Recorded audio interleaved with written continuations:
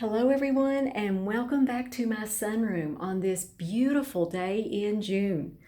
There's a lot of new things that are going on with my orchids that I want to share with you all. And so I'm going to take you all on a brief June tour. And I'm also going to be going over some tips on care that come up on my channel really often. Since it's June, most of my Phalenopsis orchids are still in bloom and they're growing new leaves. My dendrobiums and my cattleya are growing new canes as well.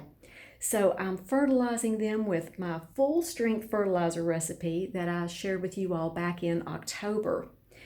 It's really important to fertilize regularly this time of year especially, so that the new growth on your orchids will grow strong and so they'll bloom for you beautifully next year. So I'm going to place a link in the description box below to that fertilizer video. I couldn't wait to share with you all my beautiful Phal magic art. She has outdone herself this year. I've mentioned before that her spike broke last year before she was able to bloom, and she has definitely made up for that this year. She has elongated her spike even more the past month, and now she has a total of 30 blooms. Each one is about 4 inches across and the blooms are huge.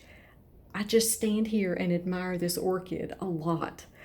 The plant itself is quite large. The rule of thumb to keep in mind with growing orchids is lots of healthy leaves makes for a healthy plant, and that leads to lots and lots of beautiful blooms. Also, my Phal Chen diamond is in full bloom, and I think the blooms on this plant are a great complement to magic art. This plant blooms for a really long time.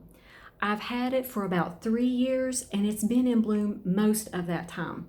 It's a really prolific bloomer. Several of you have commented on this one, and it is definitely an excellent orchid to own. And I have a new orchid in my collection, and it is a beauty. My daughter gave this to me for Mother's Day last month. She does a terrific job picking out healthy orchids for me and gifting them to me, which I really appreciate. This one is a no ID, and when she gave it to me, it was in really good sphagnum moss. I was so surprised. I believe that it was in Better Grow orchid moss. I noticed that the moss smelled good, so I waited a few weeks until all the buds bloomed out before I repotted this one into orchiata bark. So many of you asked me about changing a Phalenopsis orchid from moss to bark, and you can see that this one has done so well. It's been in bark for about 3 weeks now. I don't soak the orchiata bark before I use it, but I do water the orchid about every 4 or 5 days until the bark retains water well. I usually water my orchids in bark about every 7 days, so I do water the new transplants more often for a few months. So this is the moss that it was in. I didn't throw it away, and it was in really wonderful shape. There were no dark pieces to it. There was no rotting in there. So I placed it in this glass vase, and it's already starting to sprout. That's the beauty of orchid grade sphagnum moss. It sprouts and turns green, and then I can use it for other repots. I only use live sphagnum moss that is sprouted for repotting orchids into. Plain brown basket moss isn't for orchids. It smells bad and it turns acidic after a few months. So I was pleasantly surprised when I realized that this is orchid grade moss. I was looking at this container of moss with my daughter, and she made the comment that it smells like rain when you open up the plastic wrap lid from the vase. There goes a squirrel. Okay. Orchid grade moss is really a beautiful thing. The only other time I know that an orchid was growing in orchid grade moss was my cattleya, and that was 20 years ago. So I was very impressed with the moss that this orchid came in. And several of you all have asked me about this plant. This is one of my Phalenopsis Lawrence Tahiti sunsets, and it is growing in live sphagnum moss, sprouted moss. And you can see how beautiful it's growing. The moss is growing up the sides of the container. It's done really, really well. Since it's been in sprouted moss, it's unbelievable how much it's grown. I pulled this one from being rootless this time last year. I placed it in water culture for a few months, and now it's thriving in this moss that it's been in since last September.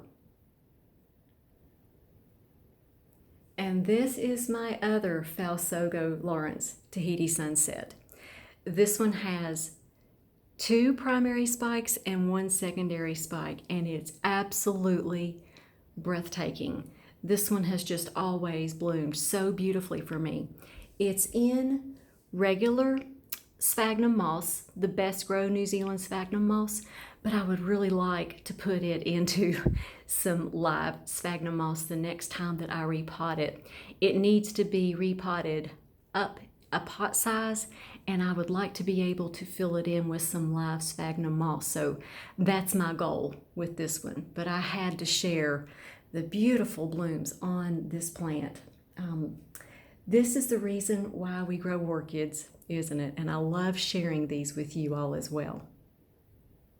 And I've really enjoyed going through some specific plants with you all today and giving you all some glimpses of some beautiful, beautiful blooms. I enjoy sharing them with you all. And before I end the video, I would love to say the blessing over you and your families. The Lord bless you and keep you. Make his face shine upon you and be gracious to you. The Lord turn his face towards you and give you his shalom peace. You all make it a great day. Thank you so much for watching, and we'll see you all next time.